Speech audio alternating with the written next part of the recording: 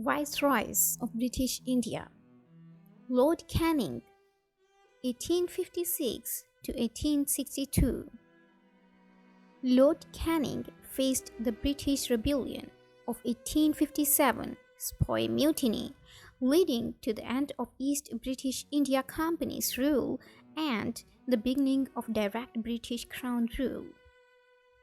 He implemented administrative reforms including the Indian Consuls Act of 1861, which expanded the legislative councils.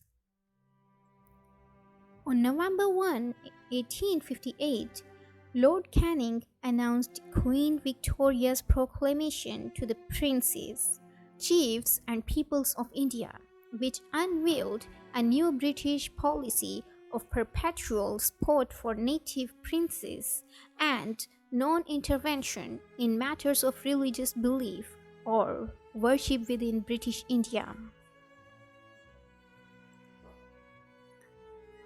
Lord Altin, 1862 to 1864. Lord Altin died by a brief disease.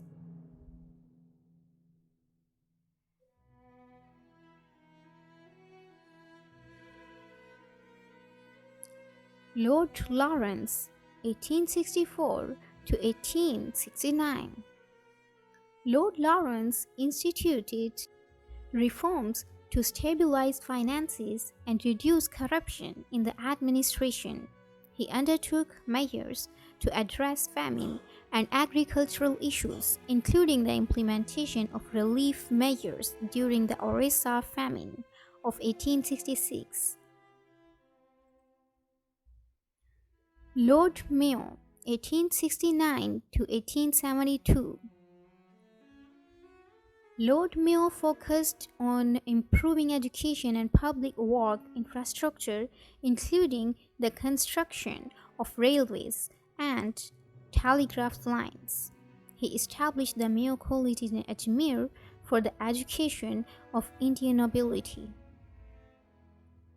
The first modern census in British India was conducted in 1871. It covered territories under British administration, including present-day India, Pakistan, Bangladesh, and parts of Burma, now Myanmar. The census marked a significant step in the systematic collection of demographic data in the region under British rule.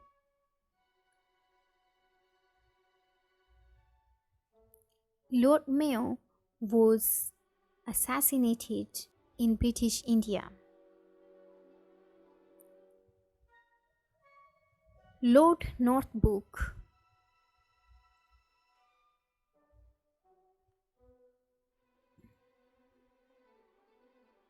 1872 to 1876.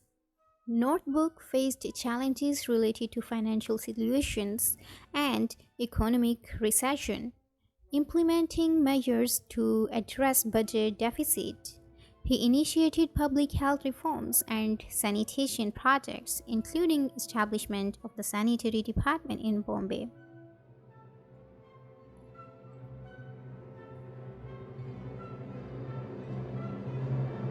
Lord Lytton, 1876 to 1880.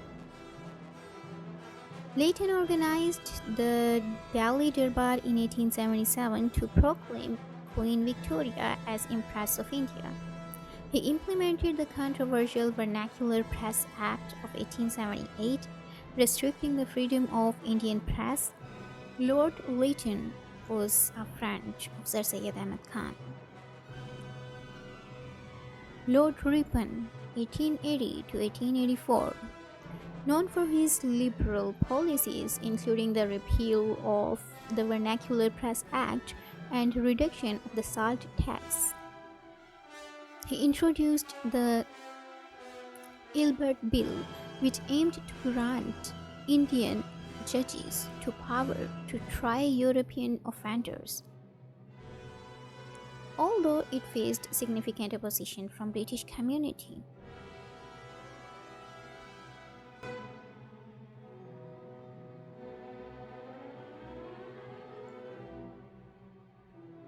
Lord Dufferin, 1884 to 1888.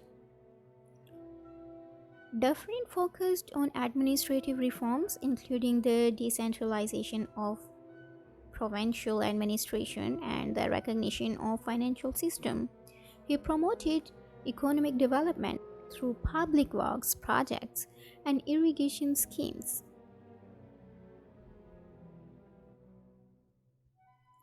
Lord Lansdowne, 1888 to 1894. Lansdowne implemented measures to strengthen the British military presence in India and maintain stability in the region. He undertook administrative reforms, including the expansion of legislative councils and the codification of law. Lord Altin, 1894 to 1899. Altin oversaw the administration during a period of relative stability and economic growth in India. He supported measures to improve public health and sanitation, including the control of epidemics such as the plague. Lord Curzon, 1899 to 1905. Curzon undertook administrative and educational reforms, including the partition of Bengal in 1905, later reversed in 1911. He launched infrastructure projects such as the construction of Northwest Frontier Province and Delhi Town Planning Committee. Lord Mintu, 1905 to 1910. He faced challenges related to the partition of Bengal and subsequent political unrest. He played a role in the formation of the All India Muslim League and Indian National Congress demand of self-government. Lord Hardage, 1910 to 1916. He focused on strengthening British control over India and suppressing nationalist movements. He oversaw the passage of Government of India Act 1915, which aimed to increase Indian partition in legislative councils. Lord Chelmsford, 1916 to 1921. He oversaw India's involvement in World War I and the Montagu-Chelmsford reforms of 1919, which introduced limited self-government. He faced the Jallianwala Bagh massacre in 1919, leading to widespread unrest and protests.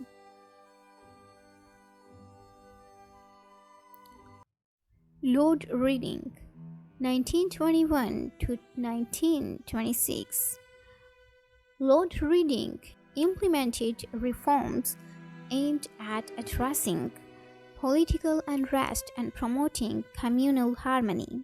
He instituted measures to improve governance and streamline administrative processes. Lord Irwin, 1926 to 1913. He initiated the Roundtable Conferences to discuss constitutional reforms and address Indian political demands. He oversaw the signing of the Gandhi-Irwin Pact in 1931, leading to suppression of civil disobedience movement. Lord Willington, 1931 to 1936. Willington focused on economic development and infrastructure projects, including the construction of dams and irrigation schemes. He encouraged industrialization and modernization efforts in India. Lord Linthicum, 1936 to 1943. He oversaw India during a period of increasing political tension and the outbreak of World War II. He implemented repressive measures to suppress nationalist movements, including the Quit India movement in 1942. Lord Wwel, 1943 to 1947. Wawel faced the challenges of post-war reconstruction and growing demands of Indian independence. He played a role in the negotiation leading to the Indian Independence Act of 1947 and the partition of India. Lord Mountbatten, 1947, last Viceroy of British India, overseeing the transfer of power and the partition of India to independent nations, India and Pakistan in 1947. He played a key role in negotiation with Indian leaders and drafting the Indian Independence Act of 1947, played significant roles in shaping British India's governance, policies, and responses to growing demands for Indian self-rule and independence. If you find this video helpful, please like, share, subscribe my channel. Thanks for watching. Goodbye.